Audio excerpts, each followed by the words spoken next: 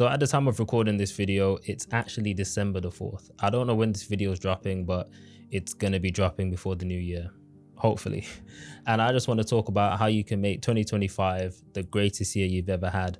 And the reason I want to do this is because I was looking back at my 2024 and I was like, it was a good year. I did a lot. I achieved a lot. I achieved what I wanted to achieve, especially what I set out to achieve. And then I looked back and thought, okay, what changed? What did I do differently this year that I didn't do last year? What did I do in 2024 that I didn't do in 2023 that actually made this difference? And it actually came down to 4 main points. Hopefully you can take all of these points, or at least one of these points, implement it into your life, and then 2025 will be your greatest year. So the first point I'm going to bring out is do what you're scared to do. And the reason I say that is I was scared to make content, believe it or not. I've been creating content for 4 years, but each year I seem to have met new people, and I was always scared of what they would think about my content. So I was even more scared to produce more, because like my interest had changed. The content I wanted to create had changed, and then I thought people would look at me and be like, this guy's lost, he doesn't know what he's doing, he's changed up his content, what he's still trying to make content. Because bear in mind, I started YouTube in 2020, and a lot of people didn't know I had a YouTube channel because I just didn't want to post, bro. And 2024 is the year I was like, you know what, I'm just gonna do it. And it's the same with TikTok or even short form content. I was scared to post on TikTok, even though I had a whole separate TikTok account where I was kind of doing memes. I wanted to talk to the camera. And instead of doing it on that same TikTok account that had like 8,000 followers, I made a brand new one just to post a video. And even though in the long term, it's gone well, the fact is I had to actually step up and do what I was scared to do. I was too scared to post on TikTok. I found a way around it. Probably wasn't the smartest way because I had to start again from scratch, but I eventually did it. And I continue to post content. And by the end of this year, I'm currently at like 14.4K followers on TikTok. And it's the same with Instagram. I was probably on about 4,000 followers. Now I'm at 37. Is it 37? Shit, or it might be 34. I actually don't know, but whatever it is, I've grown a lot, and it was one of my goals, but I was scared to do it. So I guess jump in the deep end and do what you're scared to do. And then the second thing I want to say is focus on one thing. And the reason I say one thing, the start of this year, I was actually running a podcast. We rebranded it to the Untold Pod, but before that, it was the CEO of You. Now, we was running that podcast end of 2022. We ran it all of 2023, posting weekly videos. And then the start of 2024, we actually decided to end it so we can focus on ourselves, focus on one thing, because I had a co-host, Kai, shout out Kai. We decided to end it so we can focus on our own thing. And we came to the conclusion, focusing on one thing will allow us to progress a lot faster. And that's exactly what happened. Like, as soon as we stopped the podcast, I had a lot more time on my hands. Plus the podcast wasn't making any money and we was putting money into it. I had more time on my hands and I had more money to spend on my own content or just like spend on whatever I want. So after that, I think I got to 10K followers within a few weeks. I started growing, started posting more consistently, spent more time perfecting my content for Instagram.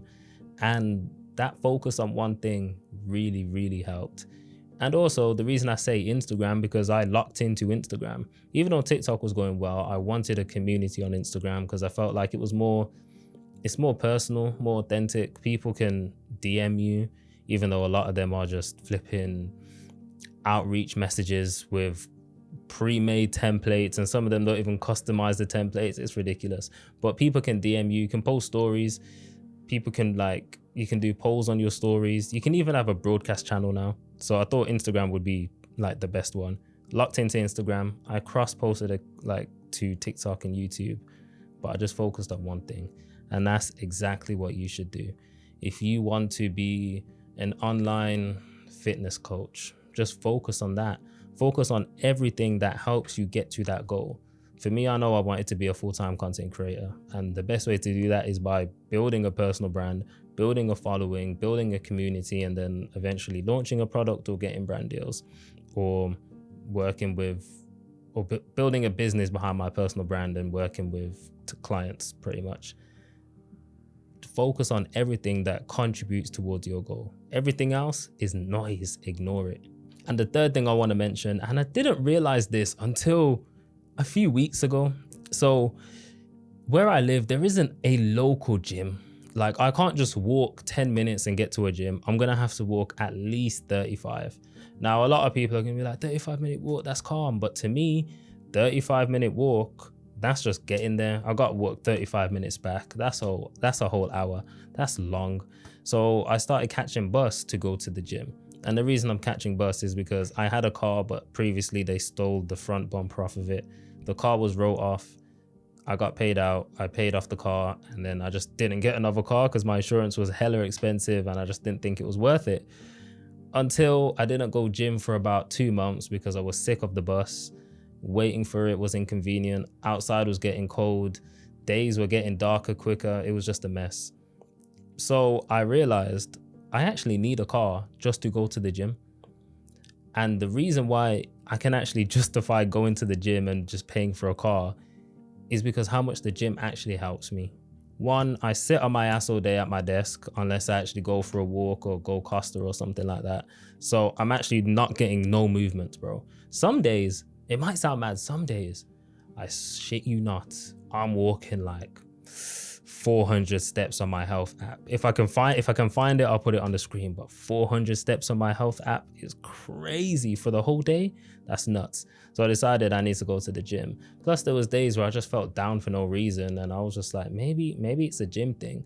And ever since I started like getting back into the gym, because I got a new car, and I paid the insurance. Oh my gosh, like it's been helping me mentally, physically. Like not only am I feeling a lot stronger, the cardio sessions are helping me.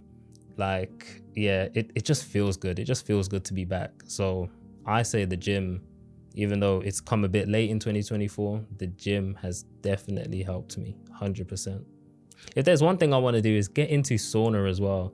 Like, my gym has a sauna, but I can't lie, this is like a gym that everyone goes to. So I'm not trying to go into that sauna. I did try David Lloyd's, but their sauna was always full as well. This was like, was it late last year? Then I was just like, I don't know what gym I can go to that actually has a sauna that's not going to be like packed all the time. It's super weird. But anyway, on to number 4. That's to take breaks and avoid burnout. Now, once I could focus on one thing, I'm really obsessive. So I just like really lock into it, to the point where it actually might be borderline unhealthy, and I could get burnt out easily, where I'll go through a week or two and I'm just like, I don't want to do this. I don't have any energy for this. I have nothing. I can't think. I've got nothing to think about. I want nothing to talk about. I don't want to record. I don't want to speak to the camera. I don't even want to open social media. And then as time goes on, it gets worse because I'm like, I haven't posted in a few days. Oh my gosh, I haven't posted anything on my story. I haven't done this, I haven't done that, and it just gets worse.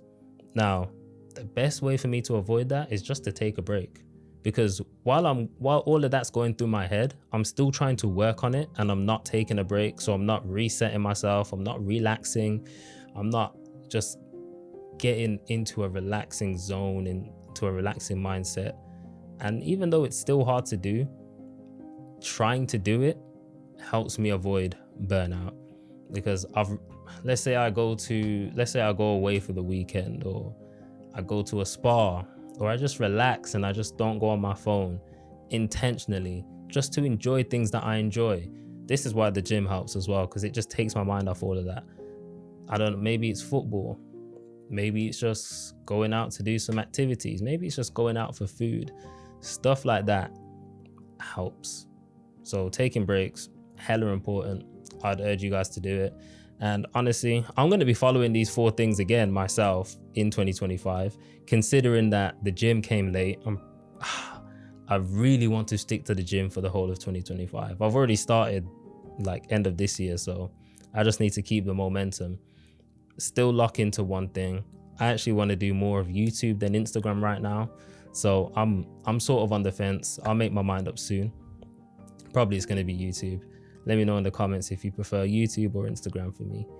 And I'm going to take more risks. I'm going to do what I'm scared to do, because typically the things that you're scared to do is because you haven't done it before. But if you want to achieve something that you haven't got, you need to do something you haven't done.